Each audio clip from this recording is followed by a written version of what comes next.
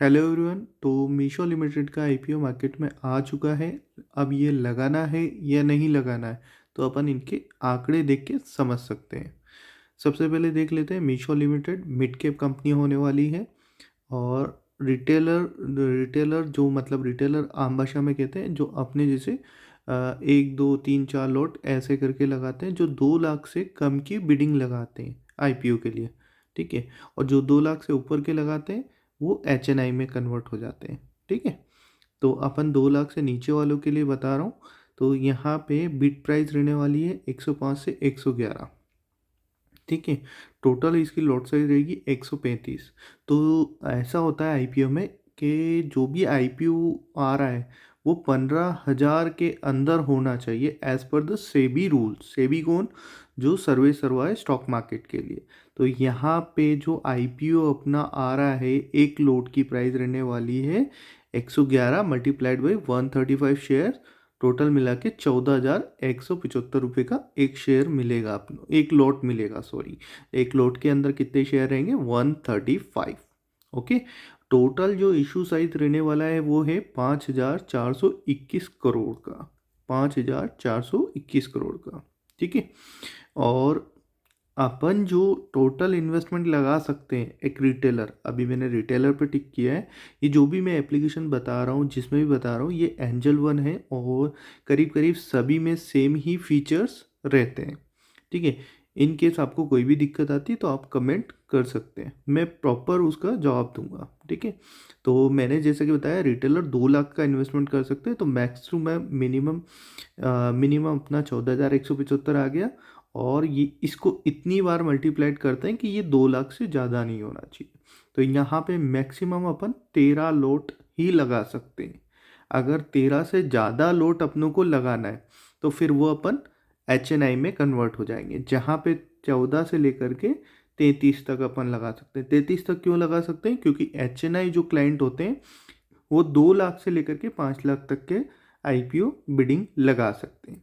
तो यहाँ एचएनआई जब लगाने लगेगा तो उसको मिनिमम लगाना पड़ेंगे 14 लॉट, और मैक्सिमम वो 33 लॉट लगा सकता है। ऐसे ही अपना रिटेलर में 1 लॉट और 13 लॉट। आई होप आप लोगों को समझ में आ गया होगा। ठीक है। अब अपन इसमें थोड़ा सा नीचे चलते हैं, जो इम्पोर्टेंट डेट है अपन उसको देख लेते हैं। 3 दिसंबर को ये स्टार्ट हो रहा है और 5 दिसंबर को ये एंड हो रहा है। तो 3 वर्किंग डेज होते हैं आईपीओ के आने के, 3 वर्किंग डेज, है ना। तो यहाँ पे 3, 4 और 5, 3 दिन अपन लगा सकते हैं। मैं आप लोगों को प्रेफर करूँगा कि 3 और 4 को ना लगा के 5 तारीख को आप आईपीओ लगाएं। उसमें आप देखें कि कितना वो आईपीओ सब्सक्राइब हुआ है। ठीक है। सब्सक्राइब हुआ है मतलब कि कितनी बिडिंग लगी है। ठीक है। उसके हिसाब से आप देख के लगा सकते हैं। उसमें आपको मार्केट का रुझान पता पड़ जाएगा, या उस आईपीओ की कितनी डिमांड है मार्केट में वो आपको पता पड़ जाएगी। उस हिसाब से आप लगा सकते हो। हाँ, देखिए। तो 3 से 5 तारीख तक के लिए आईपीओ ओपन रहेगा। 8 तारीख को अलॉटमेंट डे है। ठीक है। अलॉटमेंट डे का मतलब होता है कि किस किस को आईपीओ मिल गया। ऐसा नहीं होता है ना कि हर एक को आईपीओ मिल जाए। ठीक है। तो जिनको मिला है उनके पास में नोटिफिकेशन आ जाएगा, you have allotted Meesho share 135 share in your demat soon. ठीक है। और जिनको नहीं आएगा, 9 तारीख को उनका सबका रिफंड चला जाएगा, जितने का भी उन्होंने बिडिंग लगाई है। अगर उनको अजवा के थ्रू, अजवा मतलब बैंकिंग के थ्रू अगर लगाया तो वो जो अमाउंट इनका फ्रीज हुआ है वो अनफ्रीज हो जाएगा, और बाकी उनका पेमेंट उनको मिल जाएगा। और 10 तारीख को ये लिस्टिंग डे है। लिस्टिंग मतलब जिस दिन ये शेयर लिस्ट हो जाएगा। किस में लिस्ट हो जाएगा? एनएसई और बीएसई में, एक्सचेंज में लिस्ट हो जाएगा। उसके बाद से अपन इसमें बाइंग और सेलिंग करना स्टार्ट कर सकते हैं। इस दिन ये कितने पे लिस्ट होएगा वो डिपेंड करता है स्टॉक की डिमांड एंड सप्लाई पे। अगर इसकी मीशो की डिमांड अच्छी है, जो कि अपनों को देखने को मिल रहा है ना। और वो आपको अगर कैसे देखने को मिलेगा, आप चाहें तो ग्रे मार्केट देख सकते हैं। ग्रे मार्केट में अभी जो मीशो का चल रहा है वो ऑलमोस्ट 145 से लेकर के 150 की समथिंग की रेट चल रही है, जो ऑलमोस्ट 40 रुपये का गेन दे सकता है आपको। इस पे 35 से 40% का गेन दे सकता है मीशो के आईपीओ पे। तो वो 10 तारीख को आपको पता पड़ जाएगा। और अगर डिमांड अच्छी नहीं रही तो यही शेयर आपको जो 111 पे देखने को मिल रहा है, यही शेयर आपको 90 पे भी लिस्ट हो सकता है, 80 पे भी लिस्ट हो सकता है। इसीलिए मैं कह रहा हूँ कि आपको जो भी आईपीओ की टाइमिंग रहेगी तो फर्स्ट और सेकंड डे छोड़ के थर्ड डे आपको लगाना चाहिए। थर्ड डे में आपको मार्केट का रुझान पता पड़ जाएगा, सब क्या डिमांड है उस की ओवरऑल आईपीओ की, वो आपको पता पड़ जाएगी। ठीक है। तो मीशो कंपनी एक ई कॉमर्स कंपनी है, सभी जानते हैं, 2015 से स्टार्टेड थी। और अभी रिसेंटली इसने जो 3 और 4 साल पहले जो ग्रोथ दिखाई है मार्केट में, वो वाकई में लाजवाब है ना। इसने बहुत बड़े बड़े जाइंट को पीछे छोड़ दिया है। आप जानते हो तो eBay.com आता था, स्नैपडील आता था, मिंत्रा आता था, आज मीशो कहाँ खड़ा है वो अपन सब जानते हैं। मीशो की एक सबसे अच्छी चीज़ है कि मीशो जो है ये अपने सेलर से कुछ चार्ज नहीं करता है, इवन बायर से भी कुछ ऐसा चार्ज नहीं करता है। प्लेटफॉर्म जैसे सेलर से प्लेटफॉर्म फीस चार्ज नहीं करता है, से बायर से कुछ मतलब एक्स्ट्रा फीस वगैरह चार्ज नहीं करता है। तो ये इसकी खासियत है। तो ये बहुत चीप प्राइस पे या अफोर्डेबल, चीप नहीं कहेंगे अपन, अफोर्डेबल प्राइस पे ये प्रोडक्ट अवेलेबल करा देता है। ठीक है। तो एक तरीके से ये अलग ही प्लेटफॉर्म निकल के आया है, जहाँ पे आप देखोगे फ्लिपकार्ट या अमेज़न पे वो 30% अपने प्लेटफॉर्म की फ़ीस ले लेते हैं। वहीं ये मीशो जो है एक जो स्मॉल सेलर्स होते हैं उनके लिए एक वरदान साबित हुआ है, जहाँ पे आपको बिल्कुल भी प्लेटफॉर्म फ़ीस नहीं लगती है। अब जो ये 5,000 करोड़ समथिंग जो पूरा इशू आर ले रहे हैं, ये 5,000 करोड़ जो पब्लिक से ले रहे हैं, 5,421 करोड़, इसका ये क्या करने वाले हैं, इन्होंने ऑब्जेक्टिव यहाँ पे डिफाइन कर रखा है। तो सबसे पहले इन्होंने जो बता रखा है, जो मैंने भी देखा है, एक तो इन्होंने क्लाउड इंफ्रास्ट्रक्चर में करीब करीब 1100-1200 करोड़ ये लगाने वाले हैं इसमें से। ठीक है। ये क्लाउड इंफ्रास्ट्रक्चर आप जानते हो कि यार ये अभी के टाइम पे मीशो में जो मेरे को पता है आंकड़ों के हिसाब से, मैं आपको बताता हूँ, 234 मिलियन ट्रांजैक्शन हो रहे हैं मीशो पे। तो उन सब का डाटा, जैसे आपने आईडी बनाई, मैंने आईडी बनाई, या किसी ने भी कुछ भी आईडी बनाई, उनका पैन कार्ड नंबर, उनका एड्रेस, उनका मोबाइल नंबर, उनकी ईमेल आईडी, वो सब जो डाटा है वो सेव रखने के लिए क्लाउड इंफ्रास्ट्रक्चर वगैरह ये डेवलप करना चाह रहे हैं, ताकि वो इनका सेपरेट ही रहे ना। ठीक है। साथ में 400-450 करोड़ के समथिंग ये एआई और मशीन लर्निंग वगैरह पे खर्च करना चाह रहे हैं, जिसके थ्रू ये नई, आप सब जानते हैं एआई का ज़माना है और एआई ने कितना इजी कर दिया है टेक को, है ना। तो ये भी उसको एआई को इम्प्लीमेंट करके और अपनी कॉस्टिंग वगैरह बचा के और किस तरीके से कम पर कॉस्ट में क्लाइंट को एक्वायर करें, उसके लिए ये देख रहे हैं। ठीक है। थर्ड जो है इन्होंने मार्केटिंग के लिए करीबन 1,000 करोड़ का इन्होंने budget marketing and brand initiative के लिए रखा है।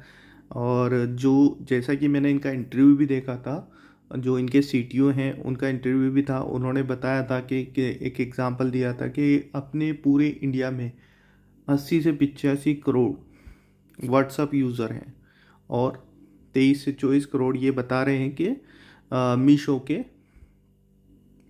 यूज़र हैं। तो ये चाहते हैं कि वो 80 से 85 करोड़ तक इनका ये पहुँचे। तो ये चाहते हैं कि मार्केटिंग में और अभी इन्वेस्ट करना बाकी है। ठीक है। और फोर्थ वन है कि ये जनरल कॉर्पोरेट पर्पस के लिए भी थोड़ा बहुत फंडिंग वगैरह रखेंगे पेंडिंग में। तो ये सारे ऑब्जेक्टिव्स थे क्यों मीशो को पैसे चाहिए। ठीक है। चलो इनके थोड़ा सा फाइनेंशियल भी देख लेते हैं जल्दी से। 2023, 24 और 25 के यहाँ पे अवेलेबल हैं, जहाँ पे इनकी नेटवर्थ थी 2548, फिर घट के थोड़ी कम हुई 2300 और देन 1500। चल अपन आगे देखेंगे क्यों ही कम। ठीक है। ये 23, 24 और 25 का आपका पैट है। पैट मतलब प्रॉफिट आफ्टर टैक्स। ठीक है। इसमें प्रॉफिट आफ्टर टैक्स 2023 में इनका था -1671 करोड़, और 24 में 327 करोड़, और 25 में 3,941 करोड़। तो ये अगर अपन देखा जाए तो ये एक लॉस मेकिंग कंपनी है। और काफ़ी ज़्यादा लॉस अभी चल रहा है। ठीक है, बाकी जो ये 3,941 करोड़ है, इसमें ऐसे आप नहीं देख सकते हो। जितने भी ई कॉमर्स कंपनीज वगैरह होती हैं, इनको मार्केटिंग के लिए काफ़ी सारा एक्सपेंस करना पड़ता है और काफ़ी कैश बर्न करना पड़ता है मार्केट में बने रहने के लिए। तो ये उसका मे बी उसका डाटा है, उसकी वजह से अपनों को ये माइनस में देखने को मिलता है। और एक और वजह ये भी है कि जब भी कंपनी को आईपीओ लेके आना पड़ता है तो उसमें कंपनी को हेडक्वार्टर जो है इंडिया में शिफ्ट करना पड़ता है। तो मेरे को जो लगा है, तो ये हेडक्वार्टर का जो इन्होंने शिफ्ट किया है बाहर से, जो इन्होंने पूरा सर्वर वगैरह जो पूरा जो चीज़ें थी पहले इनकी बाहर थी, डोंट नो, मैं भी गलत हो सकता हूँ। तो इन्होंने हेडक्वार्टर इंडिया में शिफ्ट किया, उसमें एक अच्छा खासा इनको खर्चा आया और उसकी वजह से ये इतने ज़्यादा लॉस इसमें फाइनेंशियल ईयर 2025 में दिखा रहा है। चलो रेवेन्यू की बात कर लेते हैं। 2023 में इनका 5,000 करोड़ 5,700 करोड़ के समथिंग था, जो कि बढ़ के 7,600 और 25 में 9,390 करोड़ के समथिंग हो गया। तो ग्रोथ तो बहुत अच्छी है, रेवेन्यू बहुत बढ़िया आ रहा है और हम ये अज्यूम कर सकते हैं कि 2 से 3 साल में अगर इन्होंने इनके लॉसेस को या फिर इनके जो एक्सपेंसेस को अगर इन्होंने लिमिटेड किया तो बहुत जल्दी ये प्रॉफिट मेकिंग कंपनी बन सकती है। अब इनके एसेट्स भी देख लेते हैं। 23 में 3,800, 24 में 4,000 और 25 में 7,000 एसेट्स भी इनके बढ़ते जा रहे हैं। बढ़िया, ठीक है। तो अब जल्दी से अपन, वीडियो लंबी ना हो इसके लिए अपन जल्दी से स्ट्रेंथ और वीकनेस पे बात कर लेते हैं इनके। तो अभी स्ट्रेंथ जो है, ये एआई ड्रिवन प्लेटफॉर्म है और ये लोग टेक्नोलॉजी पे ज़्यादा फोकस कर रहे हैं, तो ये एक बहुत अच्छी बात है। और ये इनका एक और पॉजिटिव पॉइंट यही है, मैंने जो शुरू में बताया था कि ये सेलर से कोई फ़ीस वगैरह चार्ज नहीं कर रहे हैं या बायर से कोई फ़ीस वगैरह चार्ज नहीं कर रहे हैं। तो ये एक मतलब अफोर्डेबल प्राइस पे लोगों तक पहुंच जाते हैं, है ना, बहुत। और रिस्क क्या है इसमें कि भाई कंपटीशन बहुत है, मार्केट बहुत बड़ा है, ठीक है। और ये हमेशा डिपेंडेंट रहते हैं स्मॉल बिजनेसेस पे, ठीक है। तो this is all about Meesho. एक मेरा पर्सनल ओपिनियन बता रहा हूँ कि आप लगा सकते हो मीशो को आईपीओ। 30 से 35% का gaining we are expecting easily, है ना। मार्केट इसी तरीके से अभी ऑल टाइम हाई पे है और अगर इसी तरीके का बना रहा तो मैं भी अराउंड ये जो 111 पे अगर आप बिडिंग लगाते हो कट ऑफ प्राइस पे, तो मैं भी अराउंड 150, 155 या 160 के आसपास बिडिंग खोल सकती है। Thank you.